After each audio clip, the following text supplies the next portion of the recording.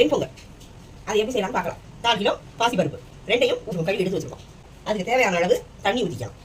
இதால் உலகரிசி போட்டேன் 4 கிளாஸ் தண்ணி. அடுத்ததாக பொங்கலுக்கு தேவையான உப்பு போட்டுக்கலாம். கொஞ்சமாக சீரகம் போட்டு ஒரு கிண்டி விட்டு குக்கர் மூடி போட்டு மூடிடும். மூடி பார்க்கலாம். விசில் வந்துருச்சு. அடுப்பு ஆஃப் பண்ணிட்டோம். குக்கரை நம்ம நல்லா வெந்துருச்சு. நம்ம வச்ச தண்ணிக்கும் அரிசிக்கும் நல்லா கரெக்டான பதத்தில் இருக்குது. இப்போ என்ன பண்ணுவோம், இதை நல்லா இறக்கி வச்சுட்டு கடை காஞ்சிருச்சு. கொஞ்சம் நெய் ஊற்றிக்கலாம். நெய் காஞ்சிருச்சு. டீஸ்பூன் மிளகு போடும். முந்திரி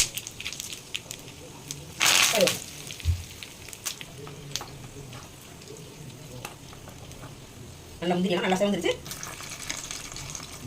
நெய்யில் வறுத்து எல்லாத்தையும் கொட்டிட்டோம். இனி ஒன்றா கிண்டி விட்டுக்கலாம். இப்போ நம்மளோட பொங்கல் ரெடி ஆயிடுச்சு.